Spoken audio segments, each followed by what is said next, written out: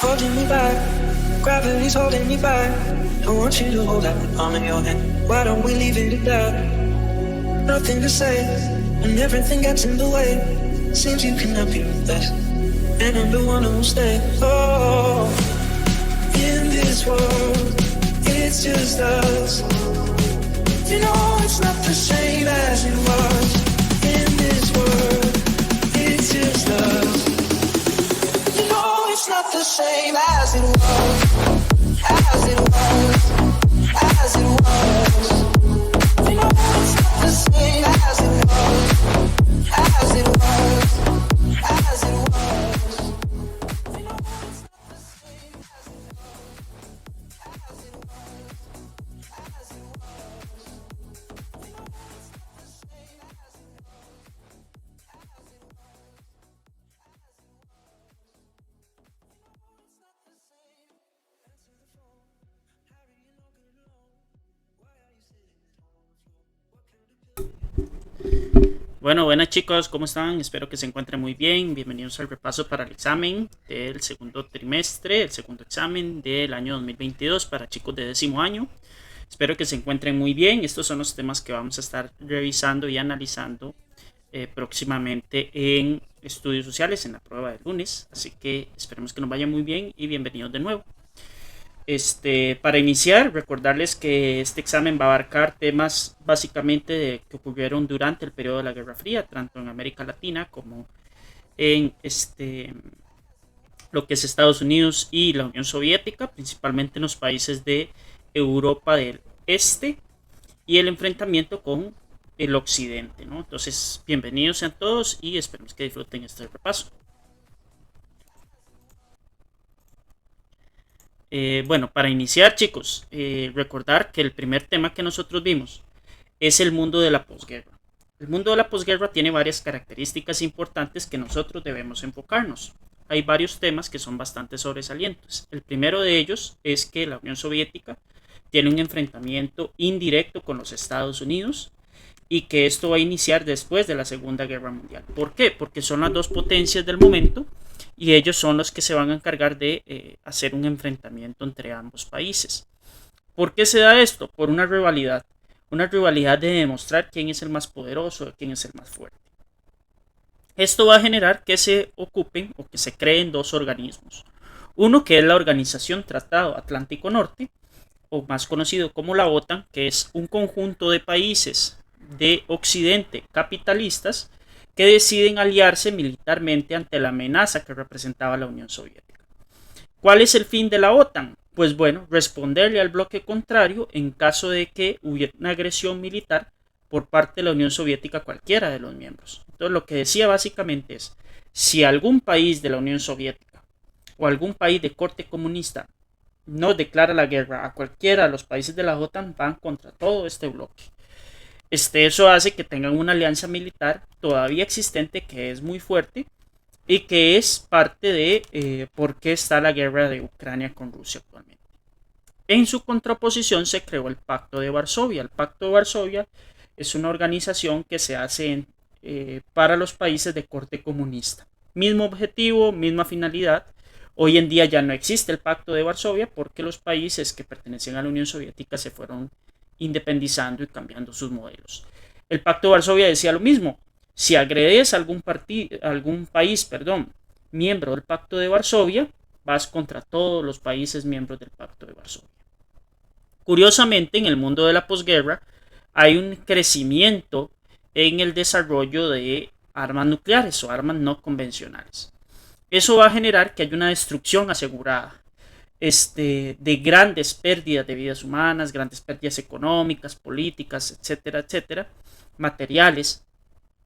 Y es al mismo tiempo estas armas no convencionales las que les ponen freno a la Guerra Fría. ¿Por qué? Porque al darse cuenta los países de la capacidad de destrucción que tenían ambos, va a generar que sea el principal freno para declararse la guerra entre ambos. ¿Por qué? Porque ya las armas están en otro nivel, en potencia destructiva, en velocidad, en la capacidad de respuesta. En aquel tiempo los sistemas antimisiles no estaban tan desarrollados como están hoy en día. Sin embargo, todavía esta misma amenaza continúa. No es que ha pasado ni que se ha desaparecido, porque ambos países, bueno, hoy encabezados por Rusia y los Estados Unidos, tienen un potencial nuclear bastante amplio. Y hay dos filosofías económicas que se enfrentan, que es el capitalismo versus el comunismo, que vamos a estar viendo un poquito más adelante en este repaso. Para solucionar todo el tema de la proliferación de armas nucleares, porque los países estaban en el desarrollo, en la inversión de crear armas nucleares, se crean dos tratados. El Tratado de Moscú, que prohíbe la explosión de armas nucleares en la atmósfera, porque ya se estaba corriendo un peligro bastante amplio de que explotar armas nucleares en la atmósfera podía incendiarla de forma completa y así extinguir prácticamente todas las especies vivas que hay en este planeta. Y entonces se toman otros escenarios como el océano o como los desiertos, ¿verdad? Que no es lo más sano, no deberían de existir estas armas, pero todavía se mantiene.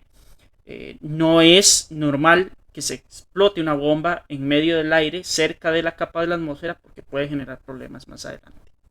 Y después se hizo un tratado que se llama el Tratado de No Proliferación Nuclear del año 1968, en la que le impide a los nuevos países crear o adquirir a las bombas nucleares. Entonces los países que ya estaban en aquel momento autorizados para crear bombas nucleares podrán seguir haciéndolo. Hoy en día esta situación es supervisada por la Organización de las Naciones Unidas sin tener tanto éxito como se quisiera, pero que es funcional. ¿Qué es lo que ha buscado el Tratado de No Proliferación Nuclear? Por ejemplo, se crea un Consejo de Seguridad en la Organización de las Naciones Unidas que está encabezado por los países más poderosos militarmente hablando, para evitar que otras naciones desarrollen un programa nuclear. Sin embargo, han tenido algunas falencias, como es el caso de Corea del Norte. Bueno, dentro de todo este arsenal y todas estas situaciones de crisis que se han vivido durante la Guerra Fría, la más fundamental o el punto de tensión más alto es la crisis de los misiles del año 1962. ¿Qué fue lo que pasó? Es un periodo aproximadamente de unos cuantos días, por así decirlo, en donde hay una tensión muy fuerte. Lo protagonizan tres personajes: John F. Kennedy, presidente de los Estados Unidos; Nikita Khrushchev, presidente de la Unión Soviética, o líder de la Unión Soviética, perdón; y Fidel Castro, que acababa de ganar la Revolución Cubana. ¿Qué es lo que se domina? ¿Por qué se domina este conflicto? Porque es un conflicto que involucra a Estados Unidos, Unión Soviética y Cuba. Porque Estados Unidos empieza a hacer unos sobrevuelos sobre la isla de Cuba, que está muy cerca de la costa de la península de Florida, y se da cuenta que hay bases de misiles nucleares soviéticos colocados sobre el territorio cubano, que son esas plataformas que ustedes están viendo en esta imagen de aquí arriba. Eso va a generar que Estados Unidos entre en un proceso de tensión, ¿verdad? Fue como una partida de póker, ¿verdad? Fue como una partida de ajedrez donde se demostraba quién era el más poderoso. Al darse cuenta esta amenaza tan cercana que había de la isla de Cuba hacia toda la costa este de Estados Unidos, que de paso es la más habitada, va a generar que haya una tensión muy fuerte. El mínimo error podía causar que se iniciara la Tercera Guerra Mundial, ¿verdad? Y eso no hubiera tenido precedente. La crisis va a durar del 15 de octubre de 1962 al 28 de octubre de 1962. ¿Qué se hace? ¿Cómo se soluciona? Bueno, se crea una famosa línea que se llamaba el teléfono rojo, que era una línea de comunicación directa entre la Casa Blanca y el Kremlin, que es los que se encargan de todas las relaciones diplomáticas y todo esto entre ambos países. Hubieron varias conversaciones directas entre el presidente Nikita Khrushchev y John F. Kennedy. Y se decide que para acabar con la crisis se tiene que alcanzar un proceso de negociación equitativo e igualitario. Entonces se resuelve la crisis de la siguiente manera. ¿Qué es lo que se hace? La crisis de los misiles se resuelve ¿cómo? Llega Nikita Khrushchev y John F. Kennedy y dicen, ok, necesitamos desarmar las plataformas nucleares. Entonces, John F. Kennedy le dice a la Unión Soviética: necesito que desarme todas esas plataformas nucleares de la isla de Cuba. Y a cambio, Nikita Khrushchev le solicita a John F. Kennedy, al gobierno estadounidense, que desarme todas las armas nucleares y plataformas nucleares que ellos tienen armados en Turquía. Con esto se logra, digamos, alcanzar un acuerdo de paz. ¿Hubieron momentos de tensión muy altas? Sí. Hubieron momentos en que se enfrentaron o que se pusieron de frente embarcaciones soviéticas con embarcaciones estadounidenses. En un periodo de 14 días se pensaba que iba a empezar la guerra, pero afortunadamente hubo un proceso de diálogo que pudo llevar a un buen puerto. Como detalle, Fidel Castro, que es el que había autorizado la colocación de estas plataformas nucleares, se opone al tratado que había firmado que se había acordado entre Nikita Khrushchev y John F. Kennedy. ¿Por qué? Porque ellos sentían que había una amenaza hacia la isla de Cuba por parte de los Estados Unidos por ser un país comunista. Y bueno, ellos sentían que Estados Unidos en cualquier momento los podía invadir. Por eso quería seguir sosteniendo eso. ¿Qué pasa? Cuba estaba en medio de un bloqueo comercial que todavía hoy, año 2022, se mantiene, por ser un país con una filosofía económica totalmente distinta a lo que Estados Unidos cree y considera que es algo correcto.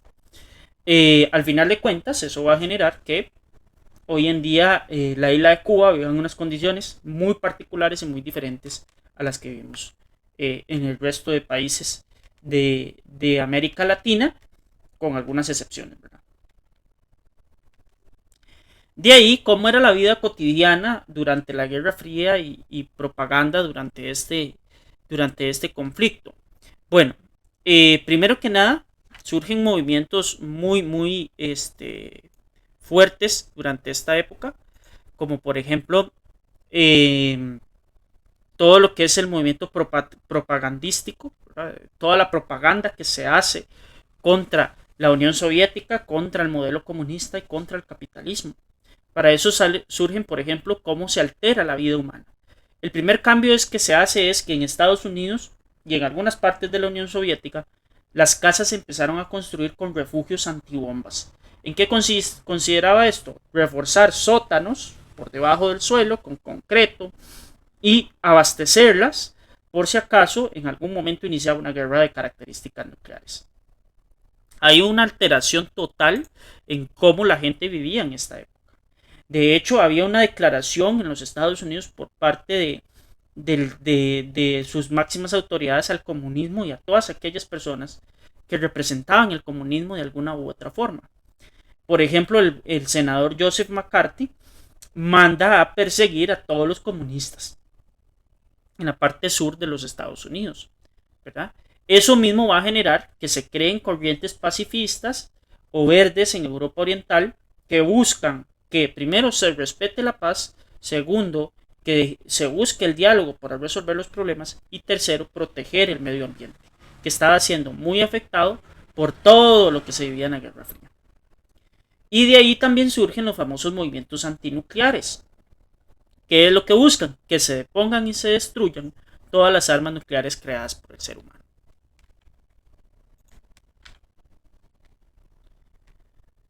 Bueno, las propagandas que se hacían era con fin de distorsionar o hacer creer que el bloque contrario estaba equivocado. Se sacaron películas, se sacaron imágenes, panfletos, programas de radio. Cualquier medio de comunicación estaba constantemente acusando al comunismo que era malo en Estados Unidos y que el capitalista era terrible en la Unión Soviética, cómo sobreexplotaba a sus empleados, etcétera, etcétera. Esto va a generar que incluso llegue al movimiento de propaganda al cine, ¿verdad? Aquí tenemos un ejemplo de esta película, Me casé con un comunista, pero es bastante directo el ataque.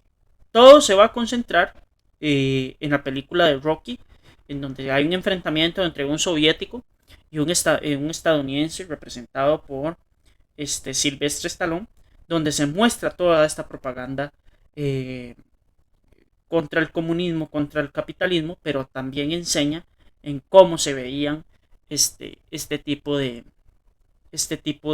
situaciones, ¿verdad? Entonces esto estaba en un constante bombardeo todos los días, generando pues una tensión y una ansiedad sobre la población civil, básicamente, que no tenía precedentes. Esos movimientos, por ejemplo, ahí sale la organización Greenpeace, ¿verdad? Que busca que se mantenga y se considere el medio ambiente como un elemento muy importante para el ser humano, que sí hemos afectado directamente al medio ambiente y que nuestro planeta no está soportando el ritmo que tenemos como seres humanos en términos de contaminación, en términos de los recursos naturales disponibles y cómo vamos destruyendo todo ese entorno. Otro elemento muy importante es la carrera espacial. La carrera espacial es todo lo que se hizo porque las competencias que tenían entre Estados Unidos y la Unión Soviética era a tal punto que llegaban a competir por cualquier cosa. Juegos olímpicos, deportes de otros estilos, por ejemplo, destaca el ajedrez, sale por ahí, bueno, toda la propaganda, ¿verdad?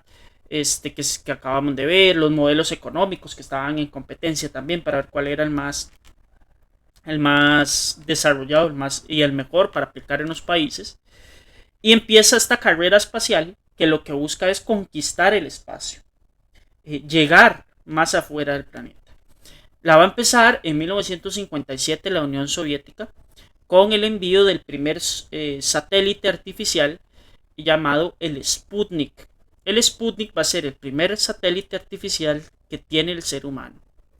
Después Estados Unidos envía en contraposición el Discovery One, que es un satélite también de características artificiales. Se sigue desarrollando en el mismo año, en 1957, la Unión Soviética logra colocar el primer animal en el espacio, el primer ser vivo en el espacio saliendo de la Tierra, que va a ser la perrita Laika. Lastimosamente, como lo vimos en clases, la perrita murió, ¿verdad? Y después se envió otros tipos de animales como chimpancés o simios de parte de ambas potencias, ¿verdad? En el año 1961 llega el primer cosmonauta que sale al espacio exterior y logra regresar con vida, que es Yuri Gagarin. Yuri Gagarin es un cosmonauta soviético que logra conquistar el espacio. Es un hito de la historia que él haya sido el primer ser humano en ver la Tierra desde esa perspectiva, ¿verdad? Después, ese mismo año, después de haber ocurrido toda esta situación, el presidente John F. Kennedy propone la creación de una agencia espacial y fortalecer dicha agencia y un programa para que el ser humano llegue a la luna. Entonces, lo que se hace es que se crea la NASA, ¿verdad? La Agencia Aeroespacial de los Estados Unidos, y eso hace que empiece una rivalidad un poquito más fuerte en todo el tema de lo que es la carrera espacial. Después, en 1963, Valentina Tereshkova es la primera mujer en llegar al espacio, ¿verdad? Que es otro elemento muy importante en todo lo que es la carrera espacial. Sigue el avance. En 1965 se da el primer paseo espacial, es decir, salir de las naves, porque estos dos primeros no salieron de la nave, sino que es salir de la nave y hacer estar en el espacio exterior, cosa que nunca se había hecho, y que todo esto es una novedad. Después Estados Unidos manda el Gemini 6 y el Gemini 7, ¿verdad? Que es una especie de vuelo espacial tripulado que busca, ¿verdad?, establecer cuáles son los elementos del espacio y todo lo demás para después continuar con una misión que se va a llamar la misión Apolo. En 1967 se manda la nave Soyuz, ¿verdad? Que ahí, lastimosamente, se convierte en la primera persona a morir en el espacio exterior, que es Vladimir Komarov. Porque cuando la nave Soyuz iba regresando de nuevo a la Tierra, lastimosamente explotó. Y en 1969 es prácticamente que se cierra este capítulo, que es la llegada del ser humano a la Luna mediante la misión Apolo 11, donde Neil Armstrong, Michael Collins y Buzz Aldrin llegan a la Luna y se crea la famosa frase de este es un pequeño paso para el hombre, pero un gran paso para la humanidad, o un gigantesco paso para la humanidad. Esta carrera se va a ir pausando después de las misiones de Apolo, porque pues ya lo que quedaba después era muchísimo más trabajo, perdonen ahí, para llegar a otros satélites o otros planetas como Marte, etcétera, etcétera, ya requerían un esfuerzo que la tecnología de la época estaba un poco limitada. Esto se hizo con elementos muy rudimentarios, muy mecánicos, representaban problemas de seguridad. Después hubieron muchos incidentes en las misiones Apolo propiamente. También en la explosión de un transbordador del Challenger, etcétera, etcétera. Entonces la carrera espacial ahorita está ya ni siquiera en agencias espaciales públicas, por así decirlo, sino que están en manos de empresas privadas que ofrecen vuelos y que hacen exploraciones y todo, y que las agencias estatales de ambos países pues sí siguen invirtiendo pues más cosas como de satélites y situaciones artificiales en el estudio del espacio. Bueno, después de eso viene el problema la situación de la descolonización. La descolonización es el proceso mediante el cual Asia y África empiezan a independizarse de las potencias europeas, aprovechando la debilidad de estas después de la guerra. Entonces, hay varias causas que podemos mencionar. La pobreza de las colonias, que ya no estaba la hegemonía, que ya los países de Europa no se podían concentrar en mantener estos territorios porque era caro, era costoso, era difícil. En que aparecen movimientos nacionalistas, muchos de ellos impulsados por los propios Estados Unidos o por la Unión Soviética, para que se empezaran a fundar los diferentes países de África. El comienzo de la Guerra Fría y que Estados Unidos y la Unión Soviética apoyan esos movimientos de independencia. Entonces ahí, en los años 60, podemos ver que se empiezan a separar varios países. Hay algunos de los años 50, pero casi todos pasan en los años 60 y unos pocos en la década de los 70. Situación que hoy en día ha generado que en África haya crisis humanitarias muy fuertes porque la división de fronteras se mantenía a lo que los países europeos habían hecho. Y ahí hay divisiones de territorio que están equivocadas, hay recursos naturales que se están discutiendo y peleando, y eso ha generado que África sea un continente que cueste mucho que se desarrolle. El primer caso que nosotros vimos fue el caso de la India, ¿verdad? Donde destacaba la figura de Mahatma Gandhi. Mahatma Gandhi era un caballero que buscaba la independencia de la India del Imperio Británico o de los ingleses, y que movilizó millones de personas a partir de movimientos pacifistas para lograr que la corona británica le diera la independencia a la India.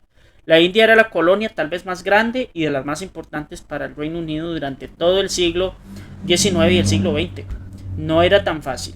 Entonces lo que se llamó fue, sí, a un movimiento pacífico, pero en un boicot económico para los británicos, como volver a hacer la ropa y el tejido artesanal que se ponían los indios y dejar de comprarle a las compañías británicas como tales.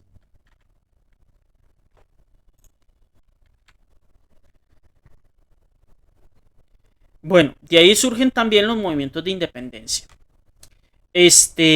Cuando la India sigue el proceso y logra su independencia en el año 1947, después de un montón de revueltas y un montón de cosas, también se separan las provincias o las colonias de Sri Lanka, Myanmar y Malasia.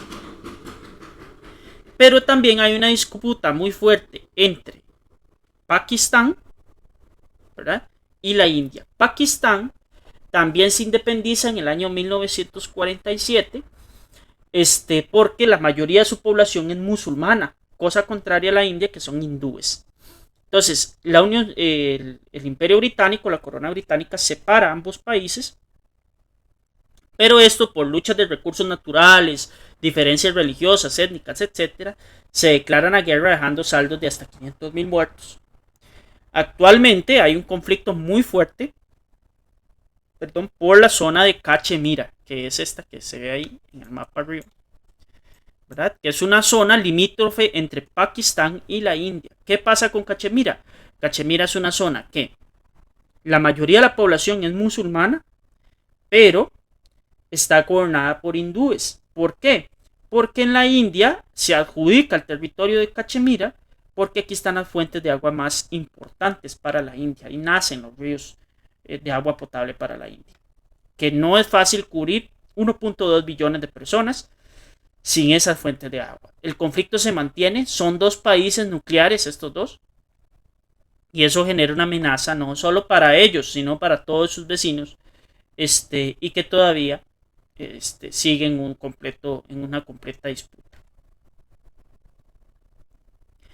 En África el movimiento fue también bastante movido, ¿verdad? Por ejemplo, surge el movimiento del panafricanismo, que busca que las colonias empiecen a independizar y que busquen nuevos modelos políticos para dirigir los diferentes países. De este movimiento de descolonización en África, se me olvidó anotarles, que las luchas van a ser fuertes también. No es tan fácil separarse de potencias europeas, que a pesar de que estaban distraídos o que estaban ocupados en otras cosas, esto va a generar un problema. De ahí surge todo lo que se conoce como la primavera árabe. Nosotros vimos 4 casos: el caso de Túnez, el caso de Libia, el caso de Egipto y el caso de Siria. No vimos el de Bahrein ni el de Yemen por una cuestión de tiempo. Pero sí al recordar que la primavera árabe es un movimiento que se conoce como el movimiento de las redes sociales, que va a iniciar en Túnez cuando un joven conocido como Mohamed Bouazizi decide prenderse en fuego ante la represalia del gobierno de quitarle su medio de vida.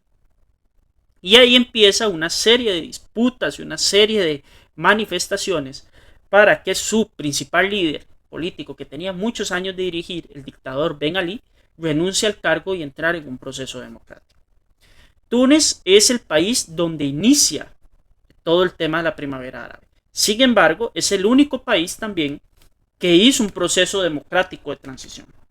Todavía los otros están viendo a ver cómo se hace, ¿no?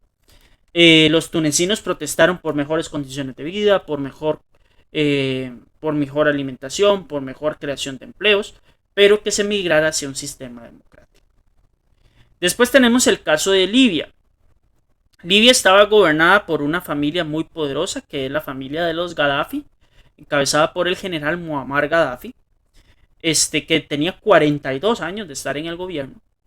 Y Gaddafi tiene dotes de dictador, ¿verdad? A pesar de que hay un beneficio hasta cierto punto para la población, la gente empieza a exigir un cambio. Ese cambio es migrar a un sistema democrático.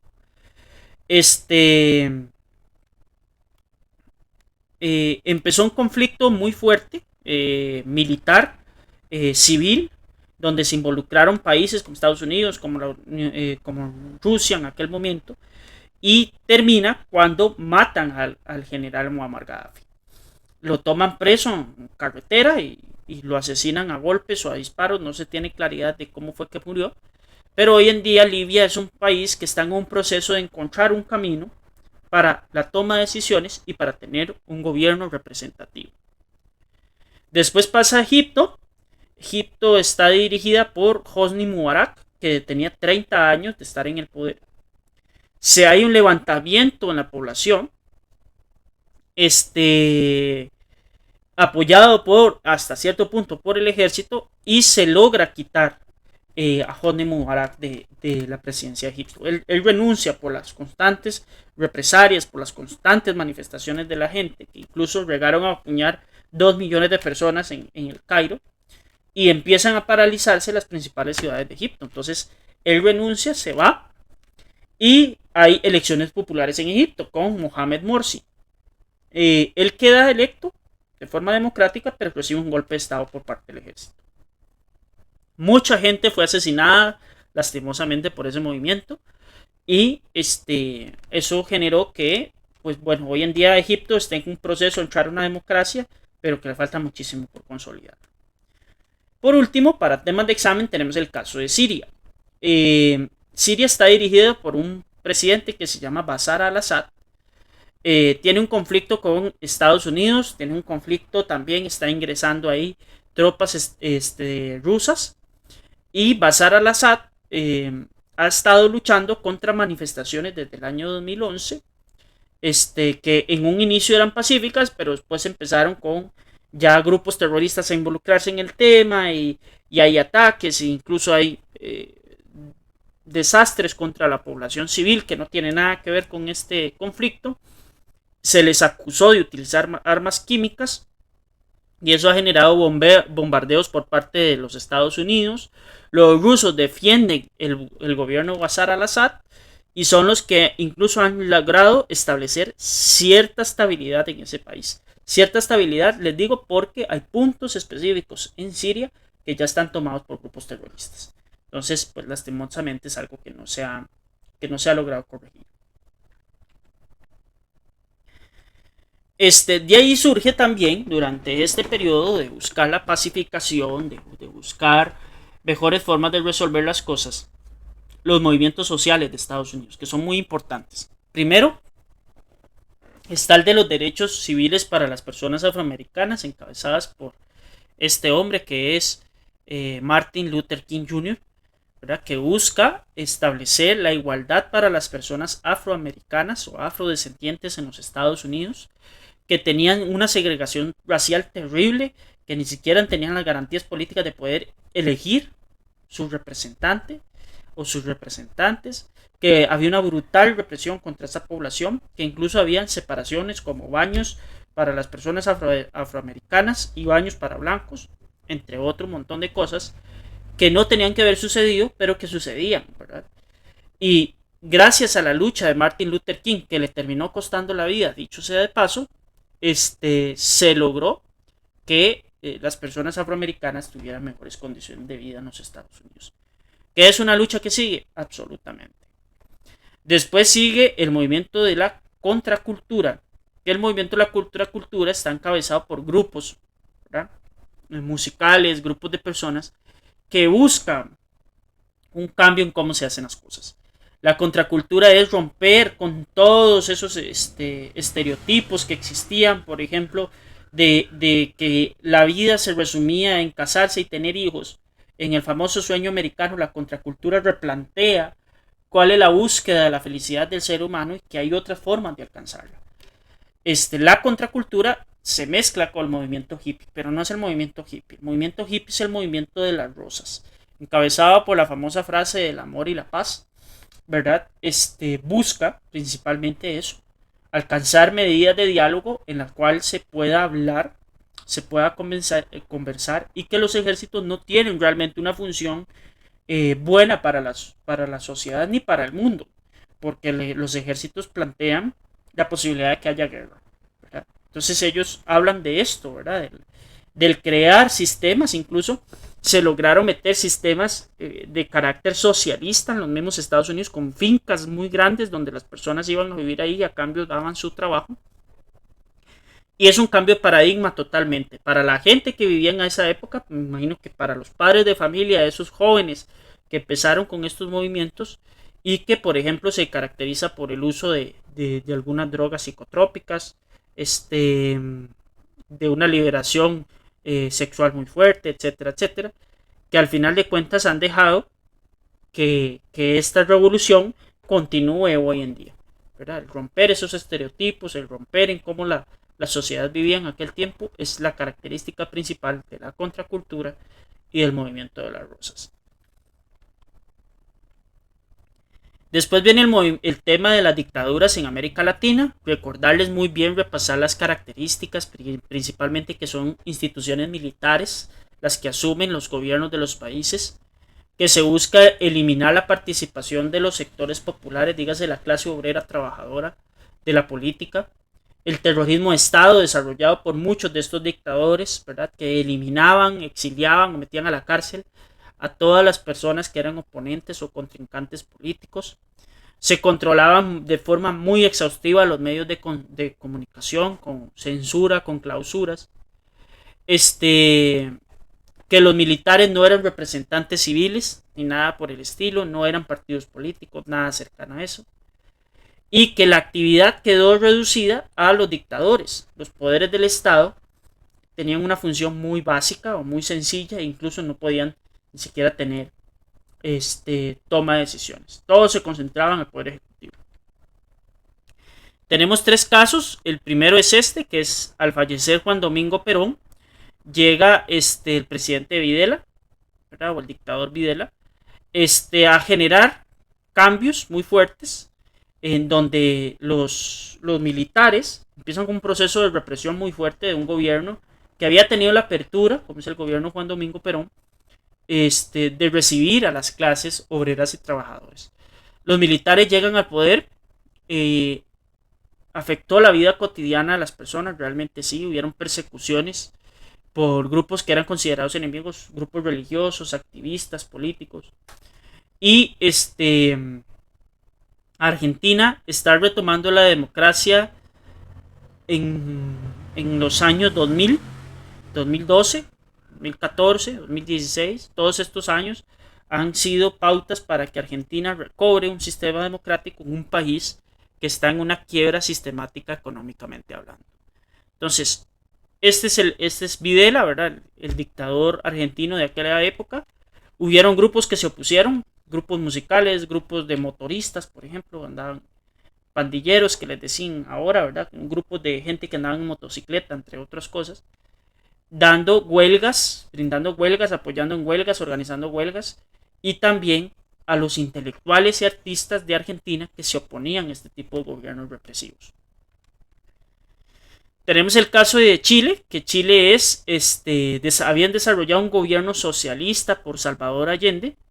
En 1973 llega a su fin por el golpe de estado del general Augusto Pinochet, ¿verdad? Pinochet empieza con un proceso también dictatorial en Chile, donde en Chile se le empiezan a quitar todas las garantías y todos los derechos que habían alcanzado gracias al gobierno de Salvador Allende, se fueron eliminando de manera sistemática.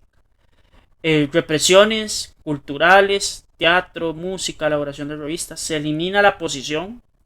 La oposición se reunía en pequeños grupos clandestinos que si los agarraba el ejército era un problema. Y la administración Pinochet se vuelve insostenible porque es demasiado represivo, es demasiado ahorca demasiado al pueblo, el pueblo está descontento y Chile vuelve en 1990 a ser un estado democrático y ha empezado con un proceso democrático estable hasta lo que llegamos hoy en día. Por último tenemos el caso de Anastasio Somoza en Nicaragua, que lo que menciona esto así a grosso modo es que Anastasio Somoza es un presidente que tiene una afinidad con los Estados Unidos, pero es un dictador. En 1960 se organiza un grupo que se llama Frente Sandinista de la Liberación Nacional, que en la década de los 70 empieza a tomar un interés y es un grupo económicamente poderoso.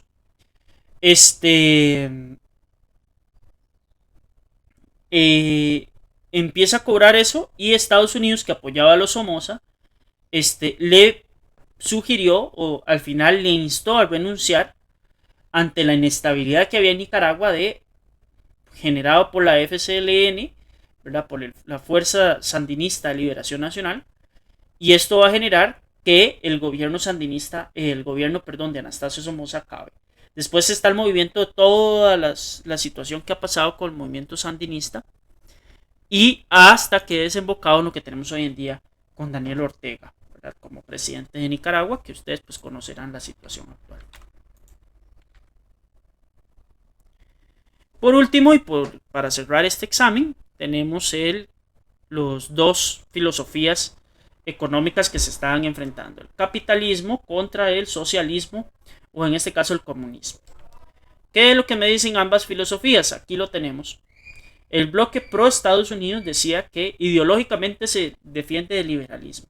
Es decir, el fundamento principal de este tipo o de este desarrollo económico es la libertad. La libertad de expresión, la libertad económica, la libertad de hacer negocios. Mientras que el bloque socialista se basa en las ideas propuestas por Federico Engels y Karl Marx, ¿verdad? Que buscan un valor de igualdad. Ellos buscan la igualdad, no la libertad, ¿verdad? Y que se le asignen los recursos de acuerdo a las necesidades de la gente. El capitalismo económicamente está basado en poca intervención del Estado, mientras que en el bloque socialista o comunista, es el absoluto control del Estado centralizando la economía, ¿verdad? En el bloque comunista se cree en la revolución que se hizo en algún momento, la revolución rusa, mientras que en el bloque capitalista esto está ausente. En el bloque capitalista dice que el grupo dominante o el grupo que mueve la economía son los empresarios privados, mientras que en el bloque comunista no, es el Estado el que crea las principales fuentes de empleo, ¿verdad? En el bloque capitalista hay libertad en la decisión, en la toma de decisiones, por eso se crea un gobierno democrático liberal donde hay elecciones constantes.